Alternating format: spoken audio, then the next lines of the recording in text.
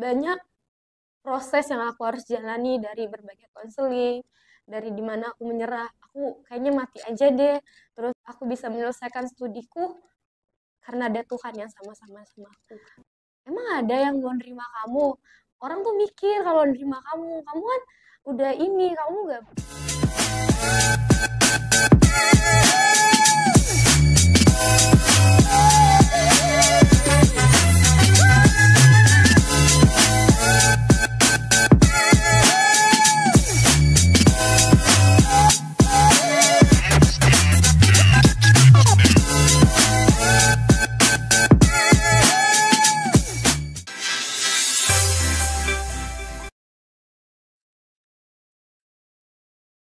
Halo, Shalom. Kenalin, nama aku Fitri Syariana Bitupulu, tapi nama panggilan aku Ruth Grace. Nah, agak beda jauh kan, tapi ya begitulah. Nah, umur aku 17 tahun, dan aku baru lulus dari Sekolah Menengah Teologi Kristen. Hari ini aku bakal ceritain kegiatan aku di panti dari aku kecil sampai sekarang.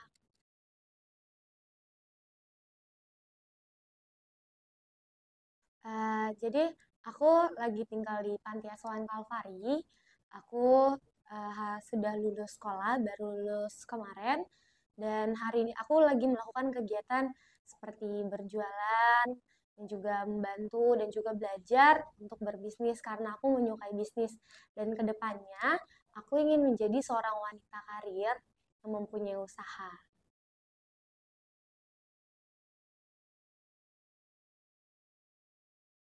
Kenapa aku hari ini mau bersaksi? Ya karena aku mau banyak orang di luar sana belajar dari kehidupan aku bahwa dalam titik terendah pun Tuhan pasti tolong aku gitu. Dan hari ini aku mau kesaksian tentang kehidupan aku, perjalanan aku dari aku kecil di panti sampai sekarang aku sudah lulus. Aku di panti dari aku kelas 5 SD, dari aku masih kecil umurnya, dan aku diantar ke panti. Sebenarnya eh, awalnya sedih karena kok aku tinggal di sini, tidak bersama dengan keluarga, dan juga aku tidak tahu keluarga aku ada di mana gitu. Dan ngeliat kok aku bareng-bareng mereka gitu. Awalnya tuh langsung kayak mikir, oh aku nggak dianggap gitu, keluarga aku nggak sayang sama aku. Kok aku bisa di sini? Dan kok aku di tempat ini jadi aku kayak ada rasa marah, rasa emosi awalnya dan eh, aku gak mau kayak apa ya tertutup orangnya tidak mau terbuka gampang marah lah tapi lambat laun aku bisa menerima semuanya itu dan eh, mem- memperbaiki juga tingkah-tingkah laku aku dan akhirnya berjalannya waktu di panti aku banyak belajar dari aku yang awalnya tidak mengenal Tuhan. Aku diajarkan tentang firman Tuhan, aku diajarkan tentang berdoa, berserah dan berharap sama Tuhan, dan juga aku belajar banyak hal dari mengembangkan setiap potensi-potensi yang aku miliki.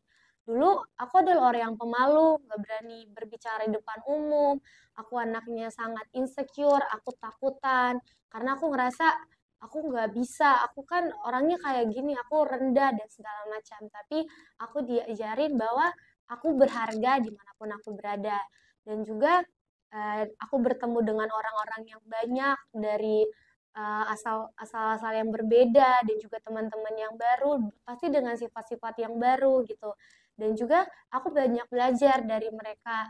Aku banyak juga belajar untuk bersyukur karena ternyata di keadaan aku sekarang masih ada yang lebih rendah dari aku, masih ada yang lebih parah lagi, dan mereka tetap bisa bersyukur sampai akhirnya banyak hal yang aku jalanin, banyak perubahan yang terjadi dalam hidup aku, beberapa ada masalah yang terjadi sampai yang kadang-kadang buat aku drop, kadang buat aku nangis, dan aku hampir udahlah Tuhan, aku capek, aku nyerah, tapi balik lagi aku dikuatin sama Tuhan, aku masih bisa sampai saat ini, sampai sekarang aku bisa lulus, itu semua karena Tuhan.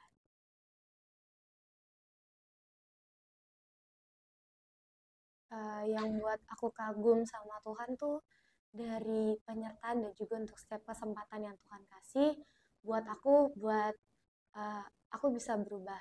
Tuhan kasih aku kesempatan untuk selalu bisa memperbaiki diri dan dia selalu ngasih aku kekuatan di titik terendah di mana aku merasa nggak ada lagi yang perlu dipertahankan, aku nggak berharga dan sebagainya. Tapi di situ aku melihat karya Tuhan bahwa aku ada sekarang ini, aku bisa ngelewatin setiap hal itu karena Tuhan sama-sama bersama dengan aku dan juga dia selalu nguatin aku.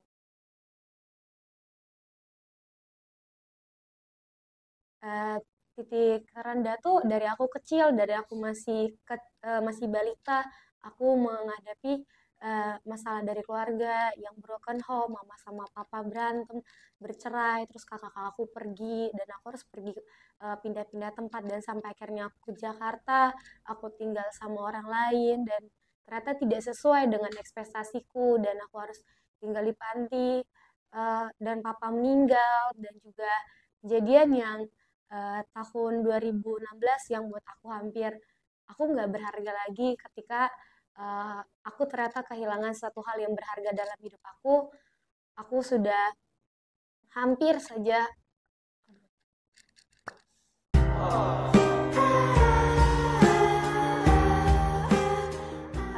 ada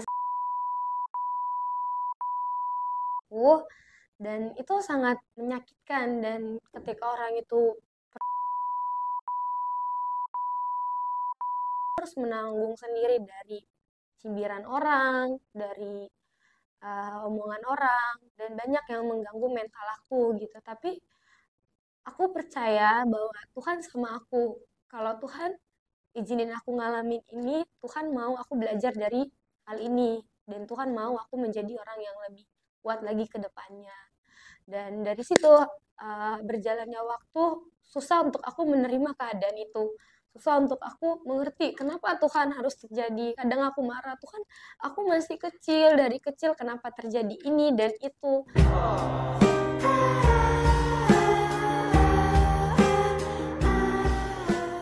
Tapi balik lagi, Tuhan sayang sama aku. Kalau Tuhan tempatin aku di tempat ini, Tuhan punya rencana bahwa aku ini anak yang kuat dan Tuhan mau didik aku menjadi orang yang kuat dan uh, banyak proses yang aku harus jalani dari berbagai konseling, dari dimana aku menyerah, aku kayaknya mati aja deh.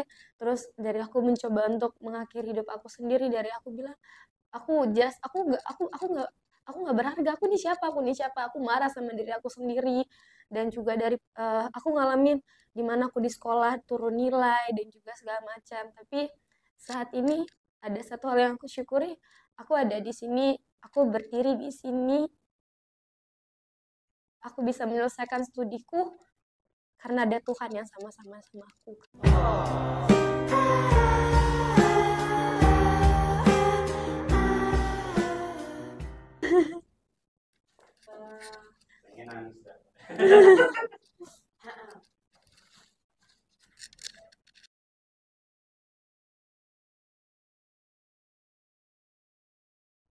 Bangkit dari hal itu susah ya, tapi dari orang-orang yang mengasihi aku di Kalvari, mereka merangkul aku, mereka selalu tanya keadaan aku, mereka konseling aku, mereka bantu aku untuk aku bangkit dan mereka selalu tanamkan bahwa apapun yang terjadi kamu berharga, kamu punya masa depan. Ini bukan akhir dari segalanya. Masih ada kehidupan selanjutnya, umur kamu masih panjang, kamu masih muda dan Tuhan gak akan pernah ninggalin kamu. Dan dikuatkan oleh Bunda Vera, dikuatkan sama Ibu Moren, dikuatkan sama Ibu Vin dan juga banyak teman-teman yang dukung. Ayo Kak, kamu bisa, kamu pasti bisa. Jadi mereka selalu mengajarkan aku untuk dalam keadaan apapun ketika kamu drop atau apa, ingat bahwa ada Tuhan yang dengerin dan kalau ada apa-apa, ceritalah sama Tuhan. Dalam proses aku untuk bangkit, pasti ada jatuh dan bangunnya. Kadang aku ketika aku sudah mulai bisa untuk menerima keadaan, tiba-tiba ada sesuatu terjadi kayak ada orang lagi yang mau gitu itu ada orang yang just kamu nih perempuan segala macam gitu. Jadi aku down lagi dan sakit banget prosesnya gitu dan ketika aku sudah mulai melupakan, aku sudah mulai menerima keadaan, ada lagi keadaan yang tiba-tiba orang bilang, emang ada yang mau nerima kamu? Orang tuh mikir kalau nerima kamu kan udah ini, kamu nggak berharga, dan kamu tuh dan segala macam. Jadi aku ngerasa aku sempat marah sama Tuhan. Tuhan kok gini lagi, kok terjadi lagi gitu. Eh, dan ketika aku ingin memperbaiki diri lagi, selalu ada masalah, selalu ada masalah. Dan jujur selalu terngiang-ngiang di pikiran aku ketika ada orang yang bilang aku perempuan, dan itu selalu ada di pikiran aku yang buat aku untuk aku down. Tapi aku selalu berusaha uh, buat bangkit. Kenapa aku mau selalu menerima keadaan aku punya masa depan, dan aku punya papa yang aku harus banggain. Papa yang aku harus banggain. Jadi ketika ada masalah, yang aku ingat adalah aku punya Tuhan dan aku punya papa yang harus aku banggain di sana. Eh, Kata-kata yang terngiang sampai sekarang yang selalu jadi pegangan aku itu dari Bunda Moren yang selalu bilang, kamu tuh berharga. Apapun yang terjadi dalam hidup kamu tetap berharga. Apapun yang terjadi dalam hidup kamu tetap berharga. Kamu masih punya masa depan dan ini bukan akhir dari segalanya. Tuhan selalu sama-sama kamu. Tuhan mau jadi kamu orang yang kuat, makanya Tuhan izinkan itu terjadi dalam hidup kamu. Dan itu yang selalu macu aku ketika aku ada apapun, aku selalu ingat kata-kata itu untuk aku berusaha untuk bangkit lagi, untuk lebih menjadi orang yang lebih baik lagi.